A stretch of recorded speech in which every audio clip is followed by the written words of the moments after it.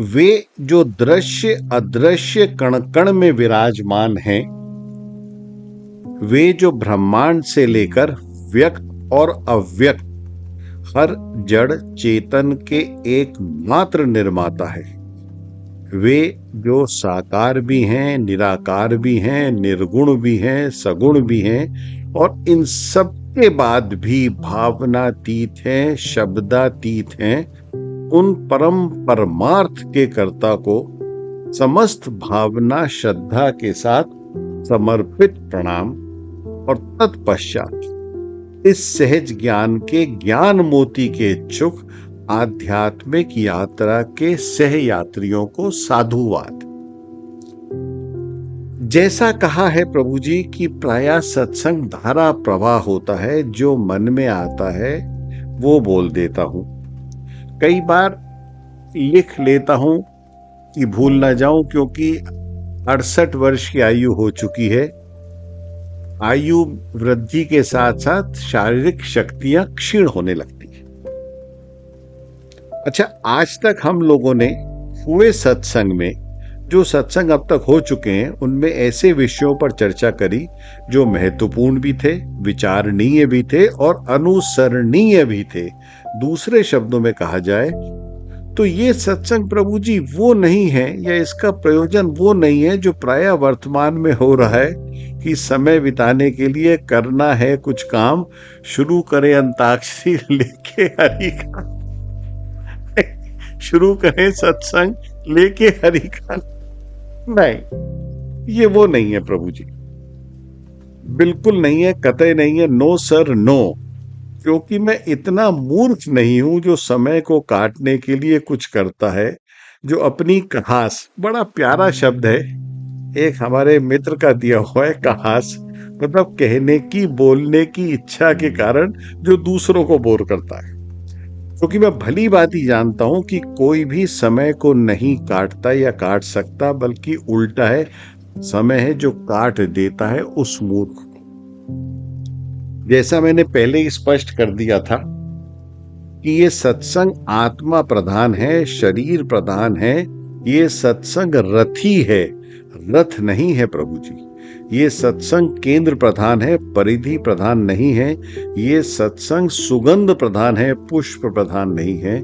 ये सत्संग तीर्थ प्रधान है, मार्ग या माध्यम प्रधान नहीं है। अंत में सदा के लिए ये कह देना चाहता हूं, हमेशा के लिए, कि ये सत्संग केवल और केवल भावना प्रधान है, अर्थ प्रधान है, शब्द प्रधान नहीं है। और वह इसलिए कि शब्दों से सत्य में नहीं जाया जा सकता। वैसे भी शब्दों का उपयोग या प्रयोग तो इसलिए भी करते हैं कि अभी तक अगर मैं अपनी कहूं तो मैं तो प्रभु जी अभी भी अल्प विकसित हूं, अज्ञानी हूं, असमर्थ हूं, अपरिपक्व हूं। और कदापि आप में से कोई भी, यह हो सकता है कि एक या दो जागृत या चैतन्य आत्मा हो, पर बहुजन जो इस सहज ज्ञान सत्संग के परिवार से जुड़े हैं, वो भी चैतन्यता के या समाधि के उस श्रेणी अवस्था में नहीं है जहां निशब्द की अवस्था में, मौन की अवस्था में संवाद कर सके। None of us, barring aside one or two enlightened souls in this group, I am not aware of more, that they have reached that state of enlightenment or consciousness where we stop using words to communicate. यानी हमें शब्दों की आवश्यकता ही ना पड़े संवाद करने के लिए। OMG इंग्लिश में आजकल कहते हैं, ओह माय गॉड, ये तो कुछ भारी हो गया, हैवी हो गया। पर हाँ, ये सत्य है कि अभी उस अवस्था में नहीं पहुंचे कि जहां शब्दों की आवश्यकता ना हो संवाद के लिए। तो चलिए हल्का करते हैं। तो प्रभु जी, तीर्थ पर पहुंचना है वो महत्वपूर्ण है। किस मार्ग से जाया जाए, रास्ता लंबा हो, छोटा हो, जल्दी पहुंचा दे, किस वाहन से जाएं, बस से या ट्रेन से या गाड़ी से, हवाई जहाज से, क्या फर्क पड़ता है? हमारा ध्येय है तीर्थ पर पहुंचना।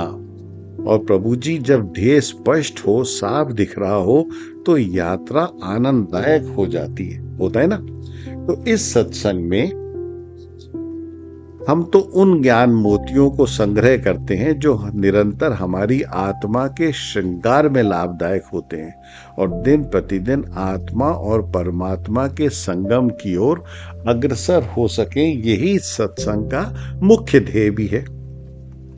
तो आइए अब सत्संग प्रारंभ करने से पूर्व ये विचार करें कि अब तक तो बहुत सुना, पर अब आगे कैसे बढ़े। तो ये प्रभु जी संपूर्ण रूपेण आपका निजी चयन होगा। Totally your decision, your wish, your desire, your will, कि कैसे चलें, किस मार्ग पर चलना है, किस स्थान का चयन करना है, किसकी खोज करनी है, या क्या मैं चाहता हूं। ये निजी चयन है। उदाहरण के तौर पर आप सायंकाल में संध्या के पहर, जब संध्या होने लगती है, एक बहुत बहुत प्रख्यात सुंदर प्रसिद्ध शहर में हो, एक एग्जाम्पल मैं आपको बता रहा हूं, उदाहरण दे रहा हूं, और अकेले हो और शाम के समय आप अपने होटल से निकलते हो, तो एक दिशा में, समझो पूर्व दिशा में, एक भव्य प्रकाशित इमारत आपको दिखाई देती है। पर क्योंकि संध्या काल है तो पूर्णतः दृश्य स्पष्ट नहीं है, साफ नहीं दिख रहा। और जो ध्वनि सुनाई दी हल्की सी, उससे ऐसा प्रतीत हुआ कि वह मंदिर के घंटों जैसी ध्वनि थी। यह बहुत सुंदर आरती कोई महिला गा रही है, कुछ ऐसा सा संगीत लगा आपको। आपने जब पश्चिम दिशा में देखा तो वैसे ही एक प्रकाशित इमारत दिखी, वहां से भी कुछ मध्यम हल्का सा संगीत सुनाई पड़ा, और ये भी किसी महिला गायिका का है, और ये कोई गायन, कोई गीत टाइप का सा है।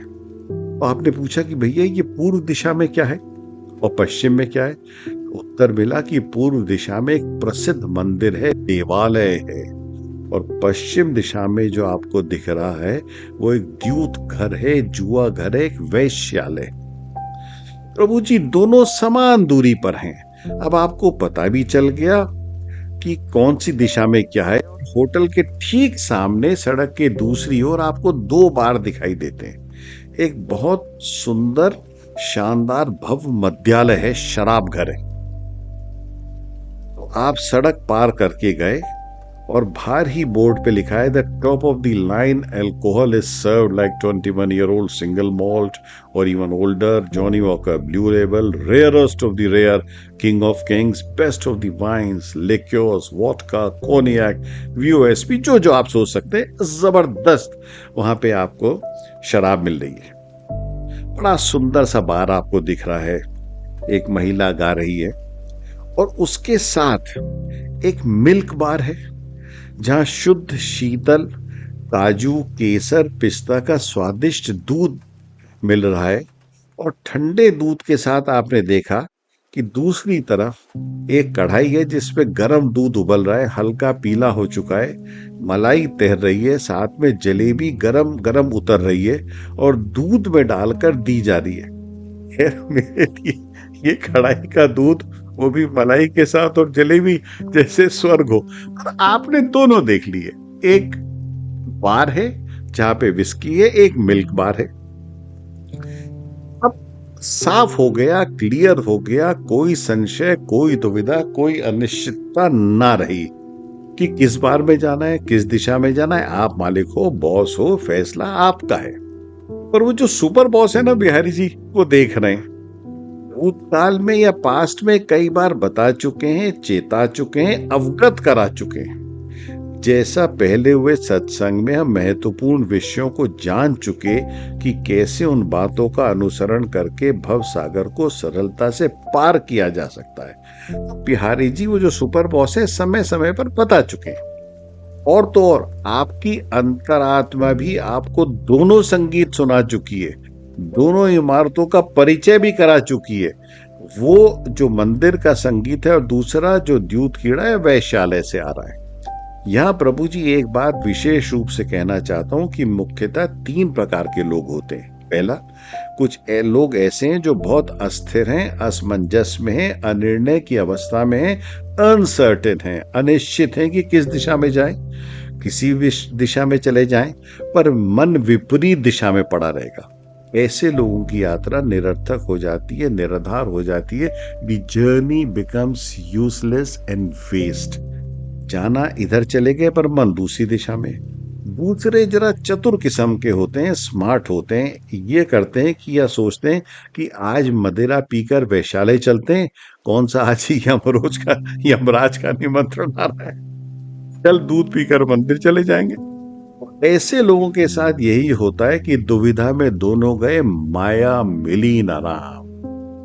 और तीसरा दृढ़ निश्चय के होते हैं, स्पष्ट सोच के होते हैं और एक ही दिशा में चले जाते हैं, चाहे मंदिर हो या वैश्यालय हो। तो प्रभु जी, हमने देखा कि मार्ग का ज्ञान भी है, दिशा का ज्ञान भी है, दिख भी रहा है, स्पष्ट दृश्य हो रहा है। तो फिर जो भी करोगे, जिस भी दिशा में जाओगे, वह स्वयं का निर्णय होगा और ना तो ये बिहारी जी की इच्छा कहलाई जाएगी, ना प्रारब्ध, क्योंकि जीव ने सोच के, विचार के, तोल के निर्णय लिया।